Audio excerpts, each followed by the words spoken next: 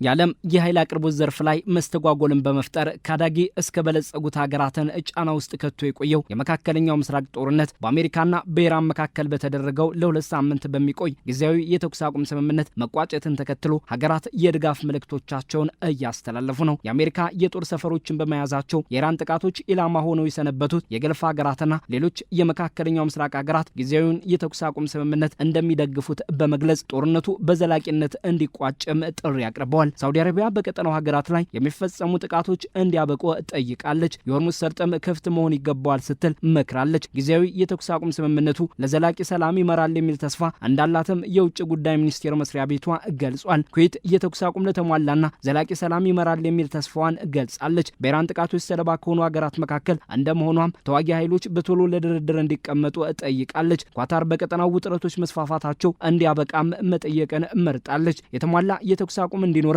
ያላትን ፍላጎት አንጸባርቃለች። ኢራንም ከጸባጫሪ እንቅስቃሴዎች እንድትታቀብ አሳስባለች። ለቀጠናዊ መረጋጋትና ለዓለም አቀፉ የአቅርቦት ሰንሰለት በዓለም አቀፍ ሕግ መሰረት የባህር መስመሮች ደህንነት ተጠብቆ የመቆየት አስፈላጊነትንም አጽንኦት ሰጥታበታለች። የተባበሩት አረብ ኤሚሬትስ ፕሬዚዳንት ዲፕሎማሲያዊ አማካሪ አንዋር ጋርጌሽ በኤክስ ገጻቸው በዚህ ጦርነት መሃል በብሔራዊ መከላከያችን ሉዓላዊነታችንንና ክብራችንን ስናስጠብቅ ቆይተናል በማለት ዛሬ ላይ ቀጠናዊ ስብስብ ሁኔታውን በተሻለ አግባብ የምናስተዳድርበት አቋም እይታና ጠንካራ አቅም ወደፊት ተራምደናል ብለዋል። በጦርነቱ ወቅት የአደራዳሪነት ሚናን ሲወጡ ከቆዩት መካከል አንዱ የሆነችው ኦማን ጦርነቱ እንዲቋጭ ጥረት ያደረጉትን ፓኪስታንና ሁሉንም ወገኖችን ጥረት እንደምታደንቅ አስታውቃለች። የውጭ ጉዳይ ሚኒስቴሯ የቀውሱን ስር መሰረት ለማጥፋትና ዘላቂ ሰላምን ለማስፈን ጥረቶች ተጠናክረው መቀጠላቸው አስፈላጊ መሆኑንም ገልጿል። በኢራን ከሚደገፉ የመካከለኛው ምስራቅ ታጣቂ ኃይሎች አንዱ የሆነው የጋዛው ሐማስ በበኩሉ የተኩስ አቁም ስምምነቱን በቀጠናው የአሜሪካን የበላይነት ለመግታትና ጠላት ያላትን እስራኤልን ህገወጥ እንቅስቃሴዎችን ለማስቆም ጥርጥር የሌለው ትልቅ እርምጃ ሲል ገልጾታል። ለኢራን ህዝብና አመራርም የእንኳን ደስ ያላችሁ መልእክትን አስተላልፏል። ዋነኛ የማደራደር ሚናን የተወጣችው ፓኪስታን በበኩሏ ቻይናን፣ ሳውዲ አረቢያን፣ ቱርክን፣ ግብጽና ኳታርን በድርድሩ ሂደት ላደረጉት እገዛ ምስጋና አቅርባለች። በኢራን የጥቃት ኢላማ የሆኑት የገልፍ ትብብር ሀገራትን በቀጠናው መረጋጋት እንዲኖር እና ለተኩስ አቁም ድርድሩ ላደረጉት ጠንካራ ትብብርም ምስጋናቸውን የፓኪስታኑ ጠቅላይ ሚኒስትር ሸህባዝ ሻሪፍ በኤክስ ገጻቸው አቅርበዋል። ሄዝቦላ ከኢራን ጎን በመቆም ወደ እስራኤል ጥቃቶችን መክፈቱን ተከትሎ በመካከለኛው ምስራቅ ጦርነት አንደኛዋ የጦር ግንባር የሆነችው ሊባኖስ ፕሬዚዳንት ጆሴፍ አውን የተኩስ አቁሙን እንደሚቀበሉት ገልጸው ሀገራቸው በዚሁ ጊዜያዊ የተኩስ አቁም ስምምነት እንድትካተት ፍላጎቷን ብታንጸባርቅም እስራኤል በተኩስ አቁም ስምምነቱ ሊባኖስ እንደማትካተት ገልጻለች። የሂዝቦላ የፓርላማ ተወካዩ ኢብራሂም አልሞሳዊ በበኩላቸው በተኩስ አቁም ስምምነቱ የሊባኖስ አለመካተት ከኢራንና አጋሮቹ አጸፋ የሚያስከትል መሆኑ ስምምነቱን አደጋ ላይ ሊጥለው ይችላል ሲሉ አስጠንቅቀዋል። በሊባኖስ የእስራኤል ጥቃቶች ስለመቀጠላቸውም እየተገለጸ ነው። የእስራኤሉ ጠቅላይ ሚኒስትር ቤንያሚን ኔታንያሁ የአሜሪካው ፕሬዚዳንት ትራምፕን በኢራን የሚፈጸም ጥቃት እንዲቆም መወሰንን እንደሚደግፉ በመግለጽ ኢራን ለአሜሪካ ለእስራኤልና ለጎረቤቶቿ ስጋት እንዳትሆን ለማረጋገጥ የምታደርገውን ጥረት እንደሚደግፉም በኤክስ ገጻቸው ገልጸዋል።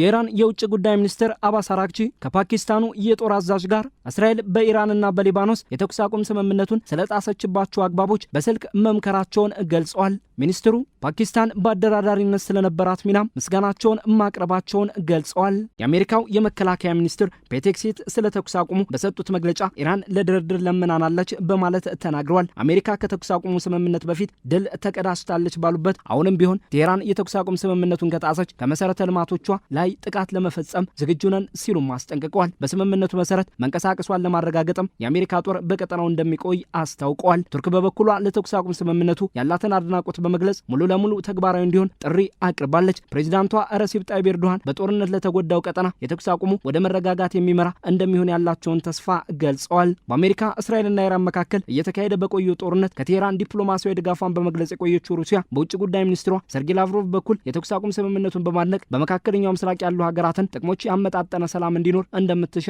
ገልጻለች። ቻይና በበኩሏ በአሜሪካና ኢራን መካከል የተደረገውን የተኩስ አቁም ስምምነት በማድነቅ በመካከለኛው ምስራቅ ዘላቂ ሰላም እንዲኖር ጥረት ማድረጓን አስታውቃለች። ለአሜሪካና እስራኤል ጥምር ጥቃቶች የጦር ሰፈሮቿንም ሆነ የአየር ክልሏን ጥቅም ላይ እንዳይውሉ የከለከለችው ስፔን ጠቅላይ ሚኒስትር ፔድሮ ሳንቸስ የተኩስ አቁም ስምምነቱን እንደሚደግፉ በገለጹበት ዓለምን እሳት ላይ የጣዷትን አናደንቅም ብለዋል። አሁን የሚያስፈልገን ዲፕሎማሲ፣ ዓለም አቀፍ ህጋዊነትና ሰላም ነው ሲሉ በኤክስ ገጻቸው ላይ መልእክታቸውን አስተላልፈዋል። ተኩስ አቁሙ መልካም ዜና ነው ያሉት ጠቅላይ ሚኒስትሩ ጊዜያዊ እፎይታ ቢሆን ግን የደረሰውን ቀውስ ውድመትና የህይወት ጉዳት እንድንረሳ የሚያደርገን አይደለም ሲሉም አሳስበዋል።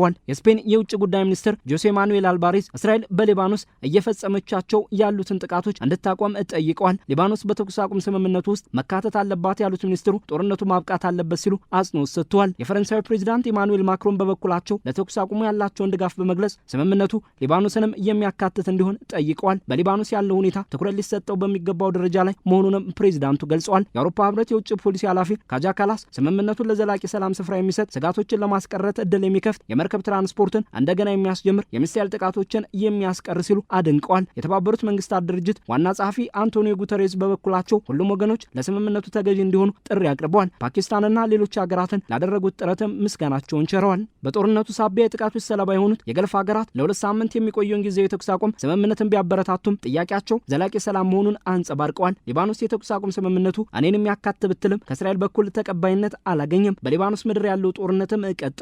ለዓለም አቀፉ ማህበረሰብ ጦርነቱ በጊዜያዊ ስምምነት ማብቃቱ እፎይታን ሰጥቷል። ጥያቄው ግን ዘላቂ ሰላም ይሰፍን ይሆን የሚል ሆኗል። ለዚህም የተስማሚ ወገኖች ቁርጠኝነት፣ ቀጣይ ዲፕሎማሲያዊ ጥረቶች ወሳኝ ናቸው።